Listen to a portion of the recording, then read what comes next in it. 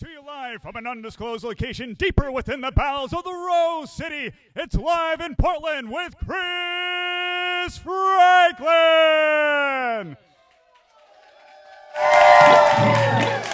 This week, welcome music by Ian Coen, photographer Rob Woodcox, Dina Rodriguez of Letter Shop, comedy by Adam Pasi, Jessica Zadrow of Joy and Wonder Theater, and music by Bad Sex, with our in-house band, Ski Bop and Sexy Marvin. Now, here's your host, always eager to get his feet wet in a new adventure, as long as the water's not too cold. He found Dory, Nemo, and Atlantis. He lives in a pineapple under the sea, Chris Franklin!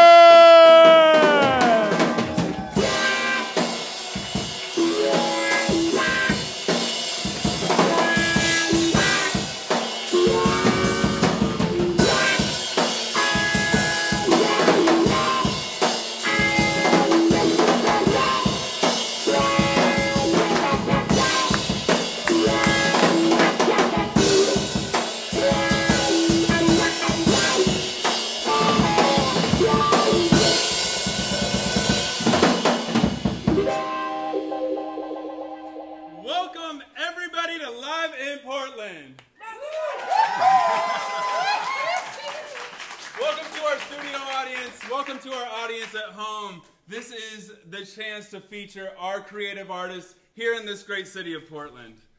Guys, this is our new studio space. And what it represents to me is a clean slate, starting over again. You know, shedding what no longer serves you and embracing the things that you hold most dear. So I just like to say, the moment is what matters most. I used to have a coach who would always scream at me. He's like, Chris, watch your momentum. Because I'd get so excited about things, or I'd get so down on myself about things. But what we have in this life is this moment right now. And that's continually so. So a friend of mine gave me some lavender. I'm going to smell that lavender. And really embrace this moment because we've got so many artists to bring to you today. I'm so excited to bring out my first guest. You're going to love his music. He's so amazing. Ian Coen, come on out.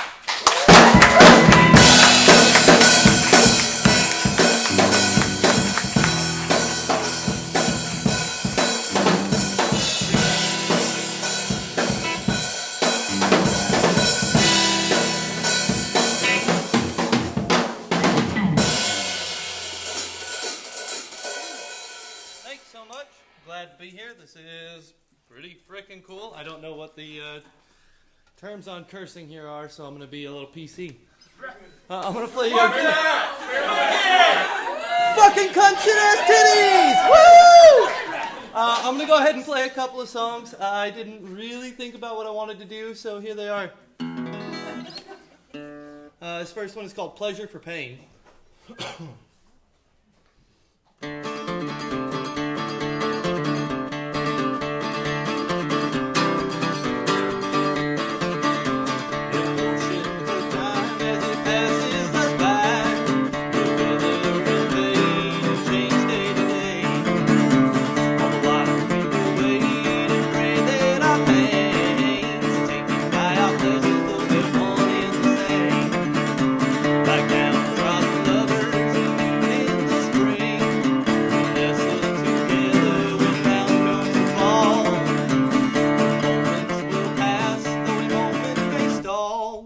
And the face in the mirror will be quiet and cold.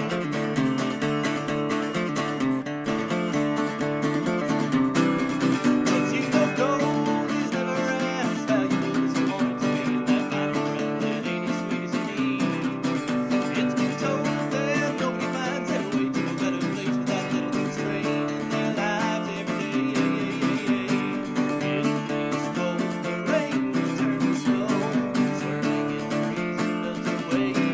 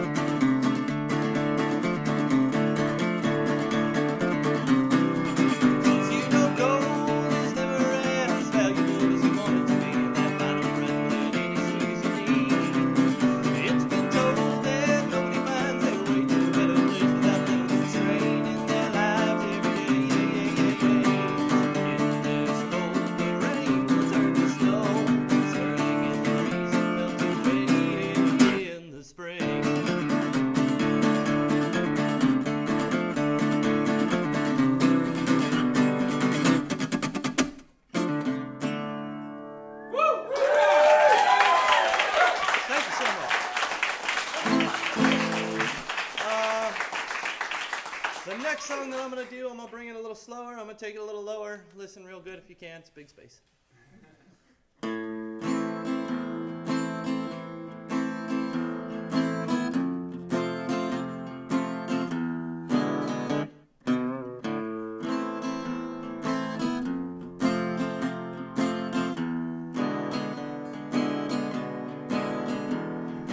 High as a kite, I will fly away. Low as the rock that I've hit. It's an inevitable feeling, an irrevocable healing of the cards. And I'm just laying here praying you'll tell me it's hard, harder than it seems.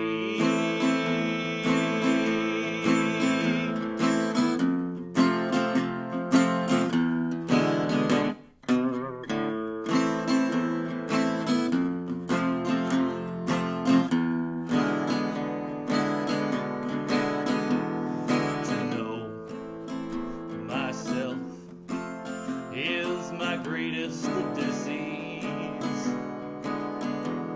To fear all the things I don't know. Like a wayfaring stranger, a lamb in a manger, I'm scorned. And I'm just sitting here staring and bearing the norm. Sing high, high and away. Sing high, high and away.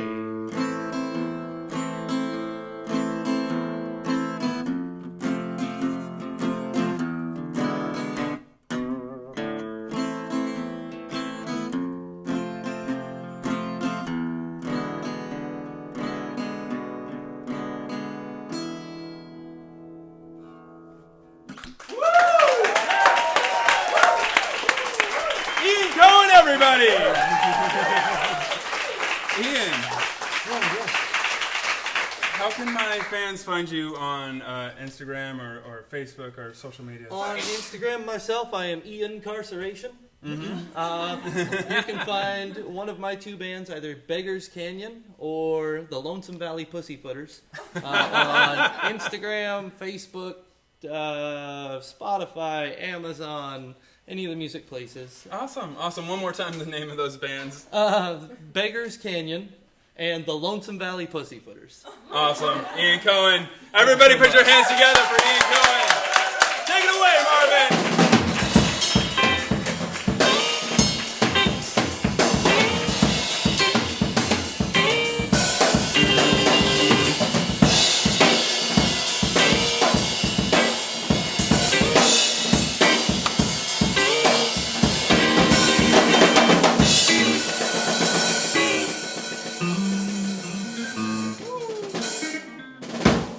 So sexy. Thank you so much, Marvin. My next guest, he blends reality and surrealism in such an amazing way, and I'm so excited to bring him out. Rob Woodcox, come on out.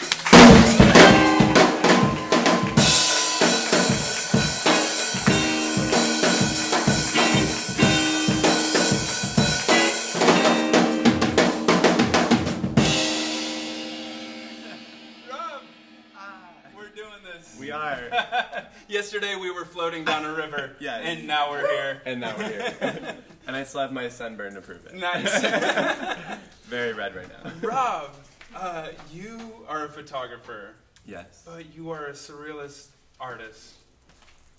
Let's take down the barriers and like, where did this all come from? Where does the origin story of your photography work?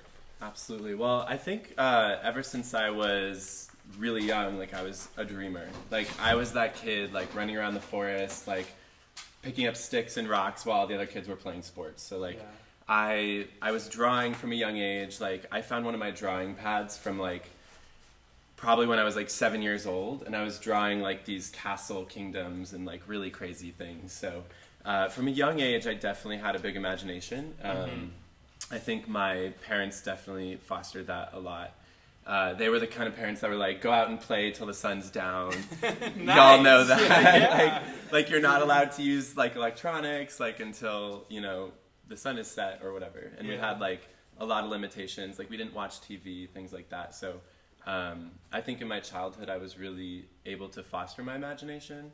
And then I sort of have this stubborn personality where I'm like, if I want to do something, I'm gonna do it. So as I got older, when that was combined with my imagination, I was kind of like, well, anything's possible. Like, I should make that reality in my photography. So Totally. And you do it in such an amazing way.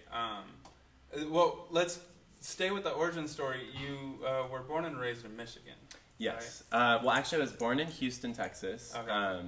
I was adopted when I was like 6 months old. So I was brought to Michigan by my family that adopted me. Okay. And so, yeah, I've always been very passionate about, you know, adoption, foster care. And I think that really set the tone for my life because I knew from day one that I had been kind of rescued from a bad situation. So I always had a lot of compassion for, you know, different causes and things that I have now integrated into my artwork. Yeah. But yeah, I grew up in Detroit. Also a very interesting place to live. I think, you know, there's a lot of abandoned buildings. It's known for its kind of fiery past of, you know, violence and things like that. But what it is now is a really amazing place to foster creativity because there's not a lot of limitations. Like if you're in New York City or you're in Los Angeles, you know, you have to pay to like be on the street. Like you can't even like do a shoot anywhere without like a lot of limitations. And in Detroit, it's like you can explore, you know, an abandoned Gothic cathedral and take pictures in there, and your mind is just going crazy. Like, Absolutely. Yeah. So it was a really cool place to grow as an artist because, like I said, no limitations. And so now if we could put up his work so the home audience can get an idea of what we're showing you. Tell us a bit about this piece. So I've been doing a series lately of line work on bodies, and the whole basis of that concept is interconnectivity. So the concept is that we're all connected. You know, the choices that we make affect everyone around us. And in this society that we're currently living in, there's a lot of people making really horrible decisions for the greater, you know, good.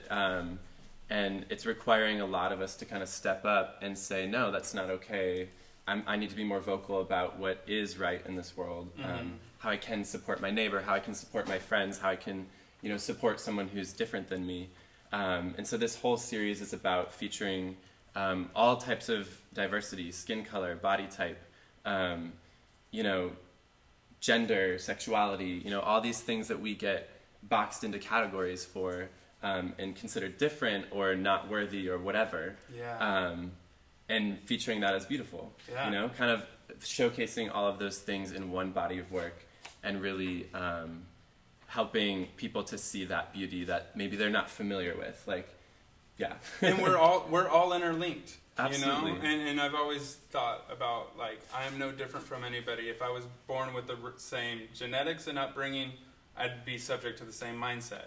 Absolutely. You know, and so we are all living this experience together. Yes. And I think that is represented really well in your work. Thank you. Tell me about the headspace. So I imagine you have these ideas in your mind. What does it look like when you're developing that into a project? Yeah, so have any of you ever like been in a dark room and like you see the photo developing? I feel like my brain is the dark room. Like, Okay. So like I get inspirations from so many different things. Like I could be wandering through the forest and just see a scene and be like, I need a model with like a long dress in this scene. Or I could, you know, be thinking about a breakup that I went through and want to like express that emotion in a photo, and a visualization comes to my mind.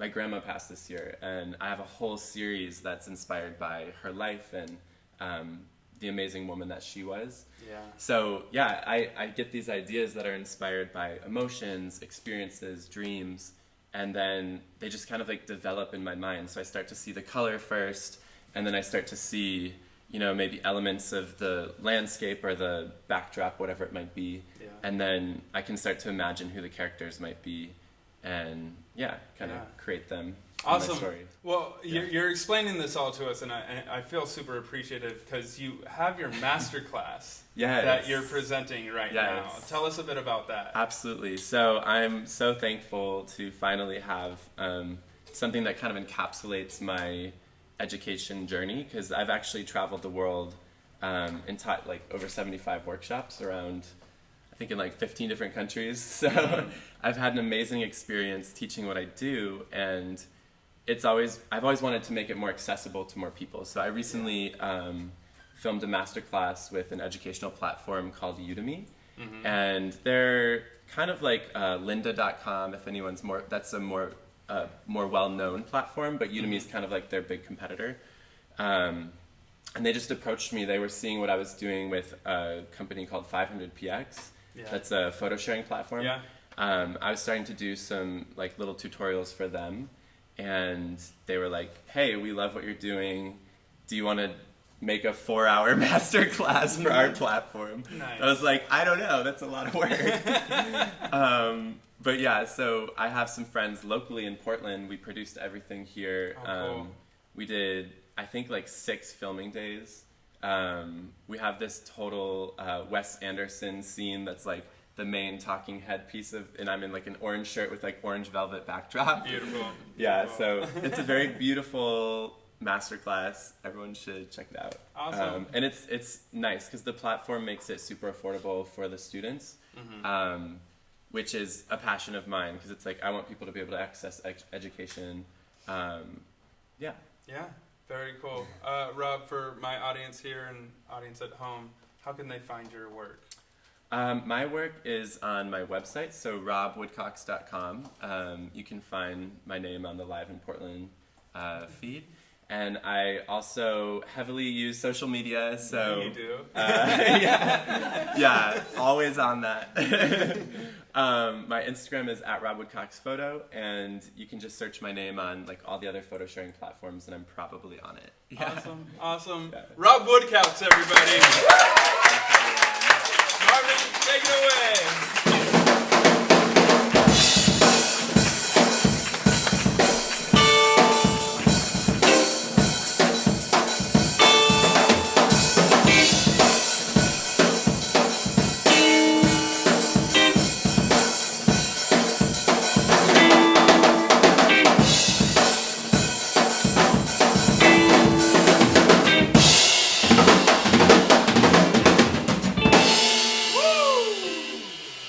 Marvin, you have a good weekend?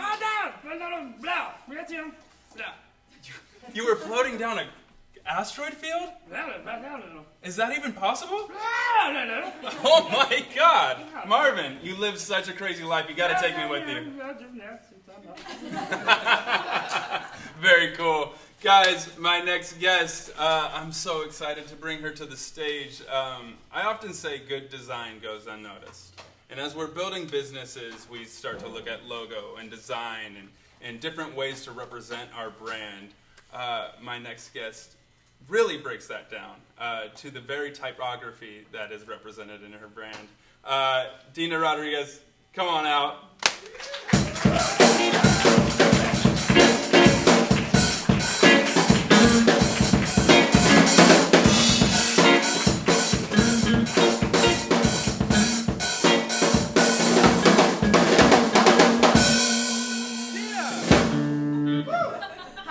Welcome to the show. I feel so welcome. Yes.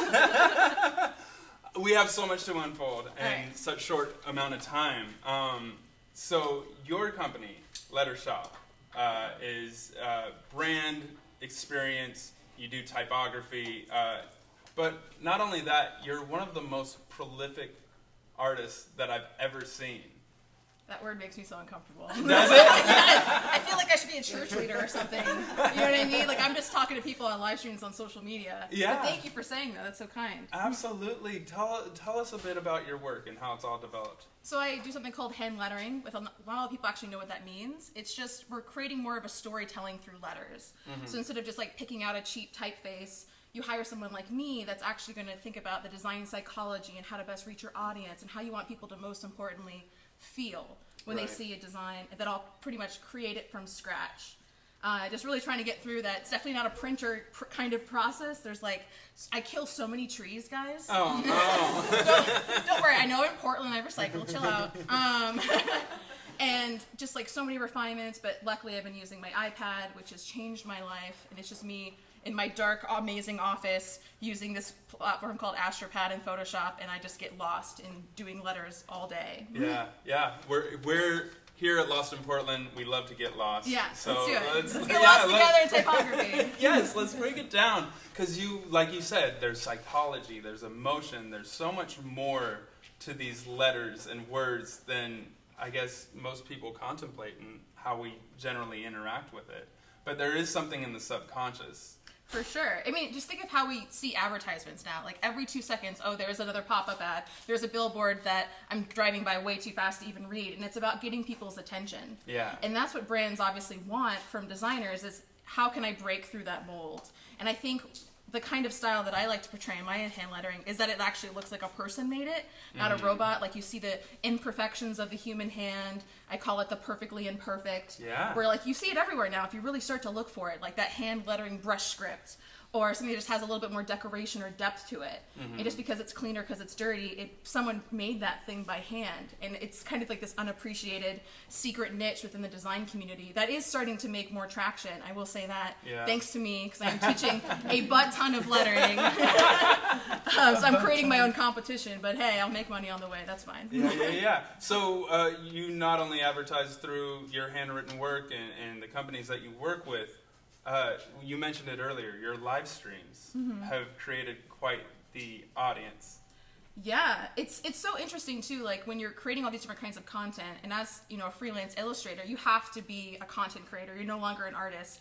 You have to start putting stuff on Instagram. You have to think about videos. It's about how can I best document my process so people just kind of get me and feel me in real time, where live streaming is a perfect opportunity. It's just me, a talking head, sharing jokes, talking about how clumsy I am, because both my legs are like broken pretty much right now because I just fell off the pavement because gravity's hard, I guess.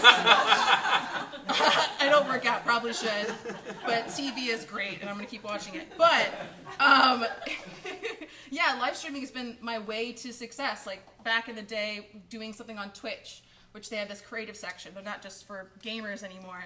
And building up this amazing body of work, and I'm getting paid by clients to do the work, and then I'm live streaming that work, and people are donating money because they're appreciating that content, that value, you know what I'm saying? Yeah. And I'm totally having so much fun, and I'm getting paid twice. It's crazy. Yeah. So, like, I'm just a big advocate for Instagram live streams, live streaming on YouTube, this platform right here. Yeah, that's great.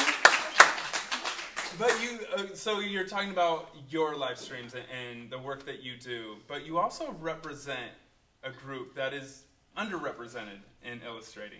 Yeah, so that would be women. Yeah.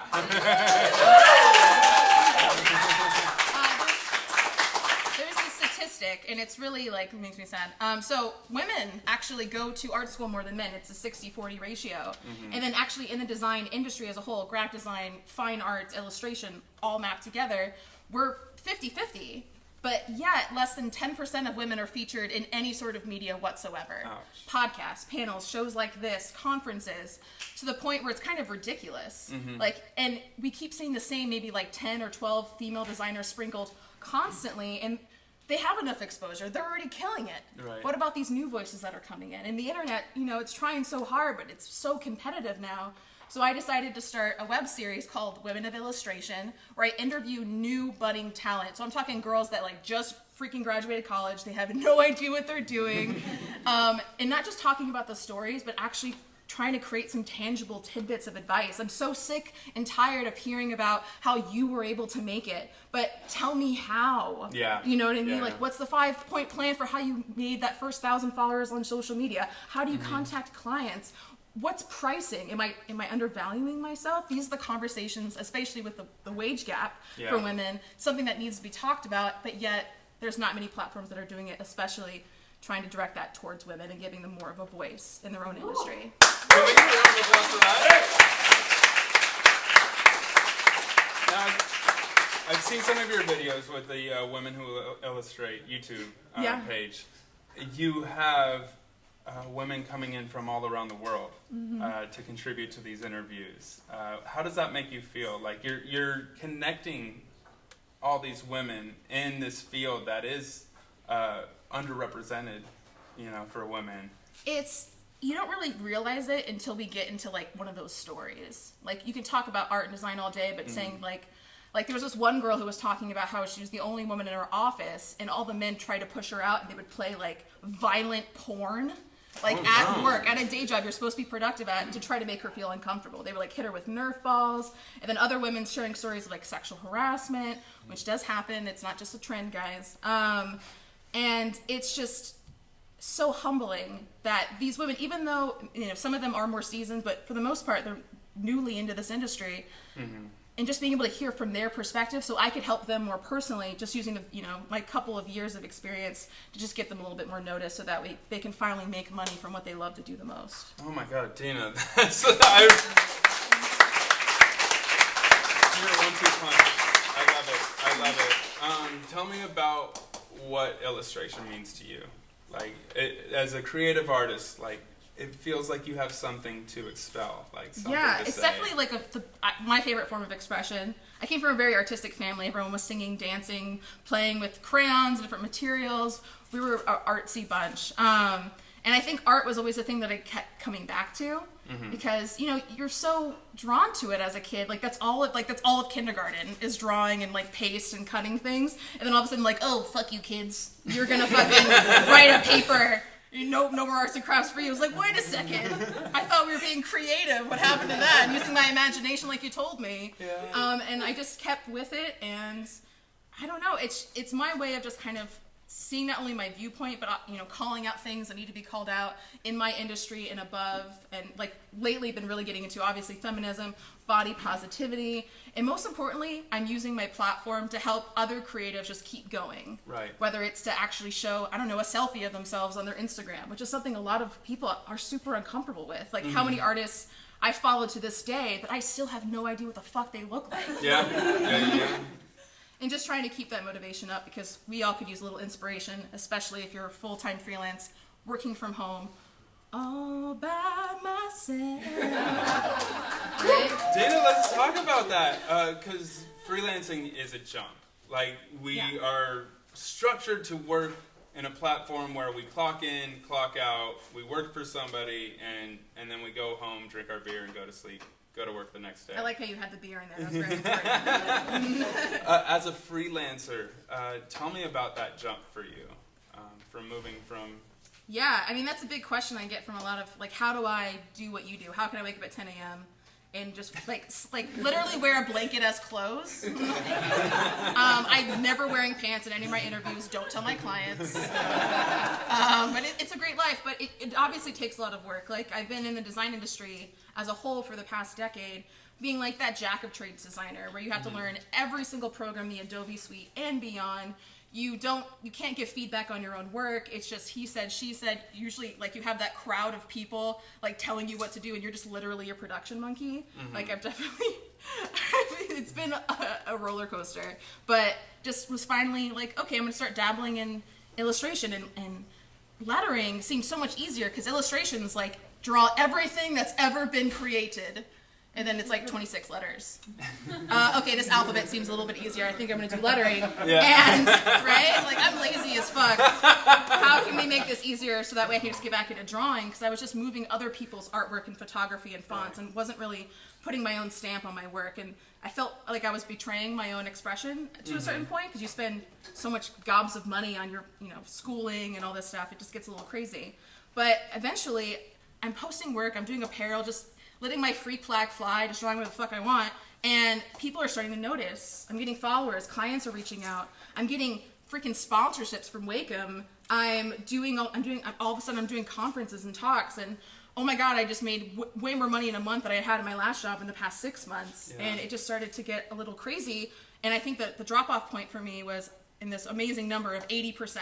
I was making 80% in my freelance that I was making for my day job. Mm-hmm. I was like, fuck this place, I'm out. Like bills are taken care of. I did that thing, that work that everyone told me I needed to hustle through to finally be able to make it. And I've been full-time freelance for the past 3 or 4 years now, and it's been amazing. And no looking back, for sure. Dina, you're so amazing. Tell my audience at home how they could, you already have so many followers. Let's grow that thing. How can they find you on social media? Well, the only way to get followers on Instagram now is to actually ask people to follow you, since the algorithm sucks a bag of dicks. So please follow me at Lettershop. It's 2 P's and an E, like an old ice cream parlor, and also the domain with 1 P was taken. So definitely Instagram, YouTube. My name's Dina Rodriguez. If you want to follow the Women of Illustration. And then personal vlogs. I put out a lot of content. It's all free. Please check it out. Awesome. Dina Rodriguez, everybody. Got it. You got it.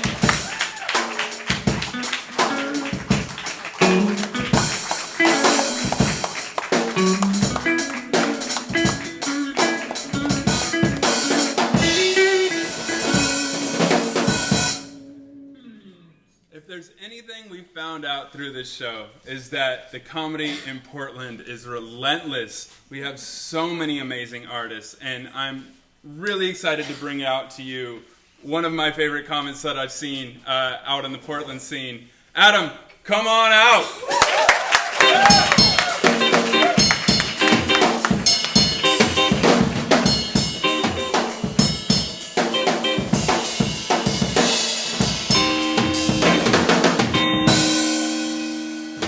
Chris, you guys.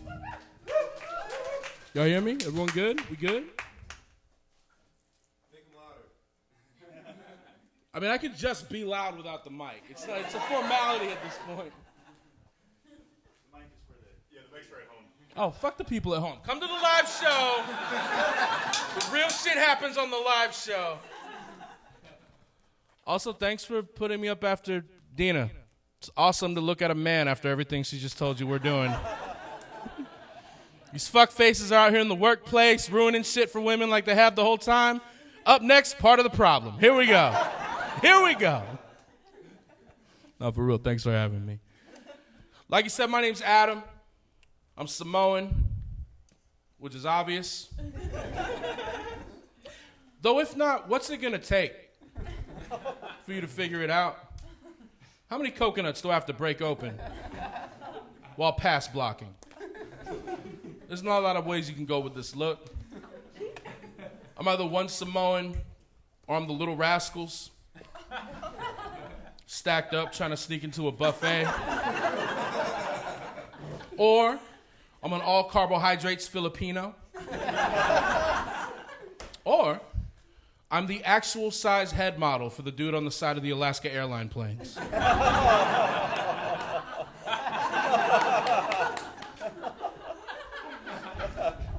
And if I'm none of those, I'm like 7 Mexicans Voltron together and stuffed into this shirt. Like if one of you hits me, I'll break up into half a soccer team. Or a landscaping crew, depending on how racist you want this joke to be. That was a test, and y'all are on camera, so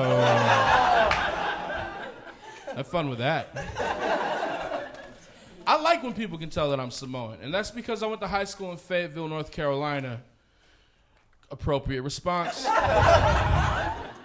Here's why. When I meet someone there, I'd say, "Hi, my name's Adam. It's nice to meet you." And they'd say, "What race are you?" Because the South has a rich and beautiful history. Also appropriate. I'd say I'm Samoan. They'd ask, "What is that?" I'd say it's an island in the South Pacific. They'd then go, "Oh, so you're from Hawaii?" And no, it's not what I told you. And why am I now haggling about my genetic makeup? I'm priced as Mark, Samoan, all right? One guy came back, he said, oh, it sounds like you're from Guam. I was like, yeah, we got a lot in common with Guam. We look at the climate, the culture. How the hell do you know what Guam is? And not Samoa. That's like you've never had pizza, but calzones are your favorite food. Bothersome. What's funny is I'm not even full-blooded Samoan. I'm half white. I just tend to talk more on stage about being Samoan because that's what took. The only thing I can tell you about my Irish heritage is that it comes with recessive genes. I have 2 brothers, the oldest of which has 7 children, because that's what you get when you mess around with Samoans. Well, it's that or the fact that he married a Mormon girl and they have semi-automatic reproductive organs.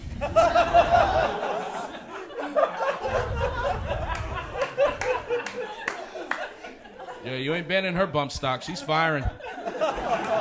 Rapid reload. And then my other brother, him and his wife just had their first child together. And that kid weighed 10.5 pounds. Because that's what you get when you mess around with someone. When he was born, the doc said he might have been developing longer than I diagnosed. And I asked, yeah, what gave you that idea? Is it the sideburns? Or the fact that you stopped mid-delivery to put on weightlifting gloves? It was a huge baby. Later on that day, when they put him inside the donut display case they have for the children, you know what I'm talking, with the glass, because people like to look at a newborn the same way they do a moon rock, apparently. He's the only one who had feet hanging over the edge of his box. This is his shirt I'm wearing right now, by the way. It's the size of my nephew. He was delivered via C-section because, of course, he was.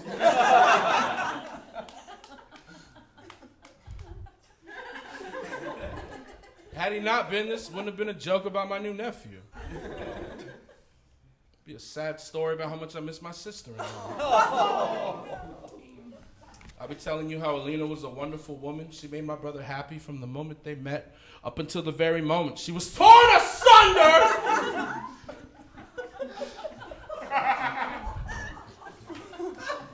Ironically, by the product of their love. But yeah, she got the C-section, so we're all good now. In an interview with one of the local papers, they asked me what I'm proudest of since I started doing comedy.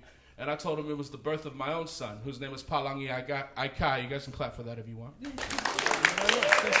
don't have to clap, because it's not true. And I appreciate you being there. Yeah, I don't have any kids. And when translated from Samoan, the words Palangi Aikai actually mean eat shit white people. Ain't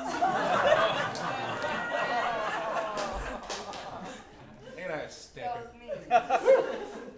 And the Willamette Week printed that. They distributed those words throughout the city and on the internet. Not even a joke, just something cool I want you guys to know I got to do. It's an amazing time. I don't have a type when it comes to female companionship. I like all of them. And I'm not trying to pander, but nor am I creepily saying, so just send whatever to the alleyway after. None of that's my message to you. But legit, if you give me a book with every possible lady appearance inside, I can flip page by page while going hot, hot, hot. You open my cousin's picture in here. Hot. And it's good genetics.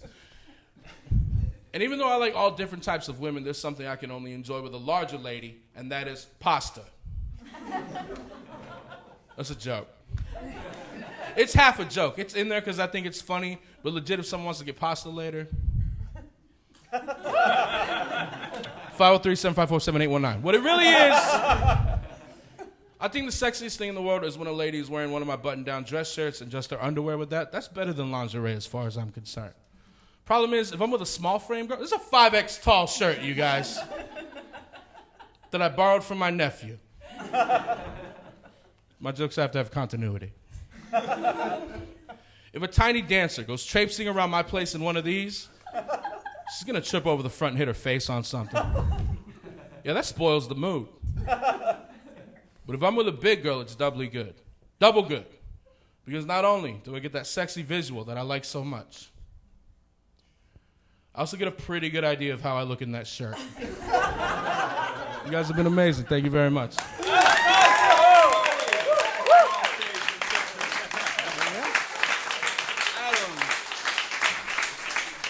Thank you so much for coming out. Thanks for having me, man. How can my audience find you on social media? Twitter, ADAMPASI, or Instagram, ADMPASI. Who the hell else has my name on Instagram? That's messed up. Adam, you also host a comedy show. Yeah, me and two other friends, Marcus Coleman and Shane Brendan, we host You're Welcome at Mississippi Pizza Pub every Wednesday at 9:30. After trivia, we think we're better than trivia. I'm pretty sure we're right. So. Adam Pasi, everybody.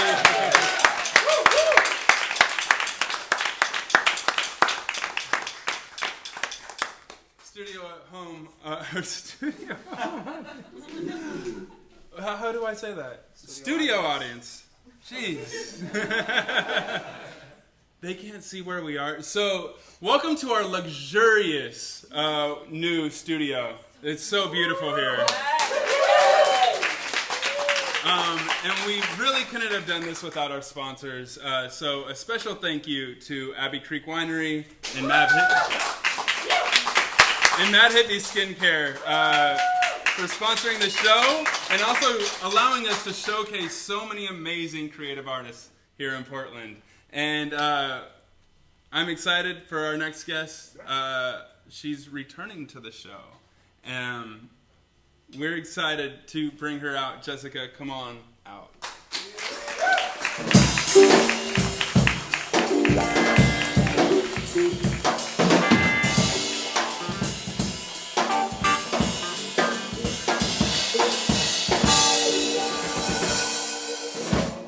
Jessica. Yes. Joy and Wonder Theater. Yes. We got to showcase your theater on episode 8 of Live in Portland. Yes. This is episode 19. That's amazing. And you're back. And I'm back. And you left us with a story to tell Yes. about fairies Yes. and youngsters. Yes. Let's start from the beginning. For those who haven't seen episode 8, let's talk about Joy and Wonder Theater. Great. So, Joy and Wonder Theater is an immersive, all-ages theater company. Yeah. I myself have been involved with theater since I'm 6 years old. And then I was a teaching artist for the last 20-something years here in the Bay Area and in the New York City area. Mm-hmm. And I worked in a lot of public schools. And as a teaching artist, you get to be that specialty that comes in and brings, hopefully, a great deal of joy. Yeah. Although, as we all know about the public school system right now, children don't have a lot of choice when they get art in their classes. Yeah. And they're not always like, yeah, you're going to make me play funny theater games and Right. do crazy stuff. Yeah. So I adapted my teaching in order to fit the environment that I was in Mm-hmm. and for the people that I was working with. Yeah. Because my biggest thing is who are the voices in the room, and then how do we use the art form of theater to support those voices. So I'm really excited because many of the other artists have already talked about inclusivity and reaching the people that don't always get to have a voice, and that is also our mission. That's excellent. So I know a lot of innovation comes out of frustration, you know, and as you just explained. Tell me about the presentations that you guys do and how you interact with these children who, you know, maybe have to read a book on show plays, and you're more interactive and immersive, as you said. Yeah, so the word immersive is thrown around a lot in art. So the way that I like to describe it is that we are creating a world that we're asking you to enter in and play inside. So basically, like, one of my mentors is Fred Rogers, because he always believed that children's imaginations are important, and that adults also have imaginations that are quietly sleeping. Okay. So we've done 2 shows. The first one was based on my very favorite story, which is The Wizard of Oz. Okay. It was called Dreams of Oz, and the audience came and they were put on a plane, tornado air, and they were flown to Oz, where we had lost contact with all of the friends. So the Scarecrow, the Tin Man, and the lion, and we had to go and find clues. So everything we create out of devising and improv, and so the audience actually can change what actually happens. The storyline as it goes. Yes, That's there's amazing. not one show that's the same. So, improv, you're bringing to children and adults, igniting that imagination that exists in the head. Yes. Tell me about the process of getting people more comfortable in that improv scene. Oh yeah, so we try to, first of all, it has a great deal to do with consent. So, checking in. So our current show is based in the world of the Fae. So I've taught the fairies that they need to ask a mortal, are you a mortal who likes to play? Are you a mortal who is okay with touch? Are you a mortal who likes to sing? So that we are having that circle of consent. Yeah. So nothing is put upon an audience member. In fact, we call them explorers, not audience members. Okay. There are no seats. No one gets to sit down. Everybody's involved at the level that they want to be engaged with it. So there's no forcing, there's no spotlight. Things are happening for and with you. That's so amazing. So you buy a ticket to a show, but you are part of the show. Absolutely. That's you're great. You're integral. And- Without the explorers, we would just be playing by ourselves, which is really fun. Right. I'm not gonna lie, Right. but we are. That is why we do what we do. We want to create a space where every voice in the room is heard, and that where we can leave this world behind and enter into this other world, but where we're still focusing on things like empathy and listening and all of these skills that the theater arts provide. Absolutely. Yeah. And I think that should be something that for Portland as a whole, like we should be using our imaginations. We should be checking in. We should be using empathy. Yes. So it's a good kind of social experiment and a way to introduce people to maybe a new lifestyle. Yeah. That is our hope, our goal, our dream. And our name, joy and wonder, are the things that we most want to provide in the space that we're creating. Yeah. But we also deal with real issues. And it is truly for all ages. It's interesting that when you involve children, then suddenly you're a children's theater, right? Because we want to separate. We're like, children, adults, the elderly, let's keep them all in these spaces where I'm like, no, we're all humans of all ages, of all bodies, of all mindsets, and we're all welcome. That's so beautiful. Thank you. So let's Marvin agrees. You're totally Extraterrestrial too. So you're moving into a new space to do your show. So we actually rent the spaces that we can find that work for the piece that we're doing. Yeah. So for this upcoming show, which is this week, called Yeah. Litha, a summer solstice experience, we knew we wanted to be outside. Yeah. Summer solstice is coming, everybody. Yes, Thursday. And also this is around a real event. Like Yeah. we're gonna be outside under the stars as summer actually happens. Wow. So the fairies are bringing that, inviting the mortals to come join. So for this particular piece, we rented the yard at Tabor Space, which is an amazing open community on 55th and Belmont. They have indoor spaces, outdoor spaces, and they want people to connect. There are things happening there of all different kinds. So people are literally also walking through our space and we're like, hey, awesome, come join in. And they're like, what's this? Which is just brilliant. But yeah, we it's site specific. So eventually, like my biggest dream since I've written in journals since I'm 6 years old is to own a space that can be converted into many things. But as we know, that's very expensive. Right. And the arts aren't really supported. Yeah. We also are a for-profit company because I do believe that the arts can and should make money and that artists should be able to make a living. Woo! Yes, I agree. Well, we should definitely talk about that because it sounds like such an amazing show. And to have it on such a significant day of the year, it's going to be a once-in-a-lifetime experience. Yes. You're selling pre-sale tickets. Yes. So Tell my audience where they could get those so if pre-sale you go tickets. to www, that you can tell my age by saying that. www.joyandwondertheater, spelled with an R-E, not an E-R, .com. you can purchase your passport to the world of the fairies. Wow. Our shows are Thursday, Friday, and Saturday night at 7. And unfortunately, our Sunday show at 11 a.m. is already sold out. Okay. But the rest of them are not. And we'd love to have all of you and your friends and your coworkers and the person that you meet on the street that you think is a fairy, all of them. Bring them. Guys, so tickets are selling fast. You already sold out your first night. Get your tickets now. Also, where can people find you on social media? Oh, yeah. So the aforementioned website that I don't have to say www. Yeah. So joyandwondertheater.com. And then we're also at Joy and Wonder Theater on Instagram.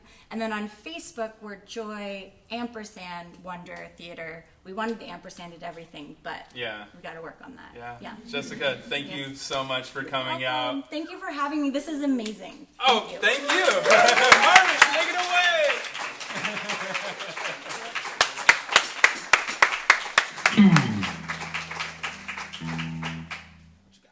Well, this is it?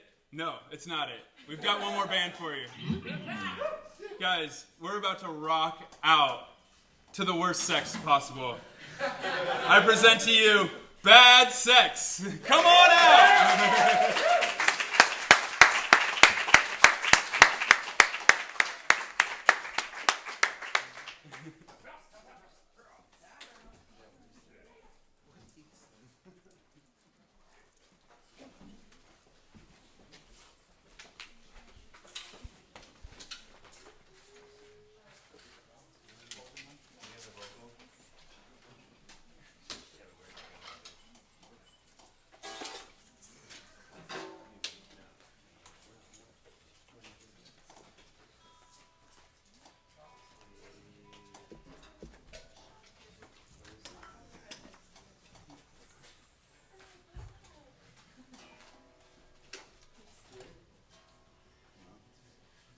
Bad Sex, everybody!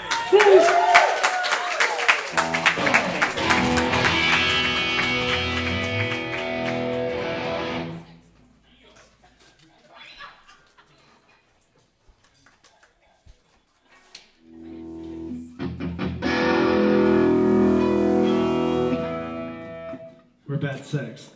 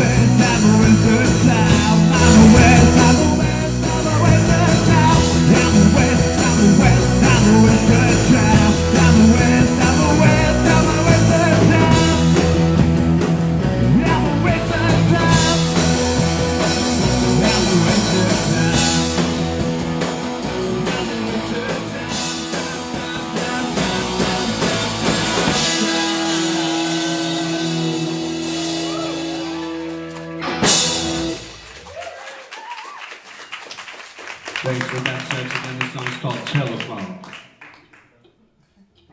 1, 2, 3, 4.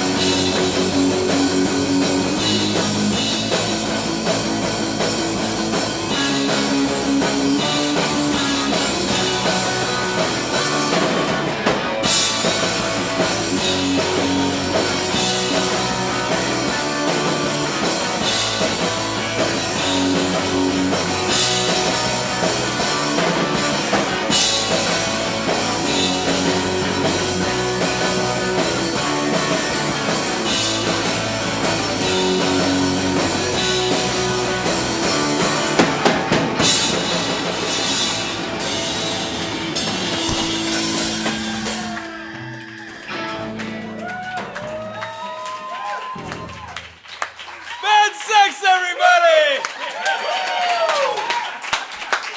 Hell yeah! Guys, for my audience at home, where can they find you on social media? Bad Sex Official on Instagram, Bad Sex on Facebook, Bad Sex, the band on Bandcamp. Bad sex all around the world. Crisis. Yeah, Bad Sex all around the world. sex for everybody! We got tapes for sale. You can buy them on Winter Records or one of our 2 upcoming shows. We're playing the 25th in Seattle at Funhouse, and we're playing the 27th at the liquor store, which is here in Portland. Yeah! Something maybe all of us could relate to. Bad sex, everybody. This is it. This is episode 19, celebrating our brand new studio. Oh, hell yeah. Here's the Bad Sex album. Everybody come on stage. This is a celebration. This is our chance to showcase creative entrepreneurs, artists, musicians, comedians, a chance to celebrate Portland. So everybody give an applause for Portland. Hell yeah!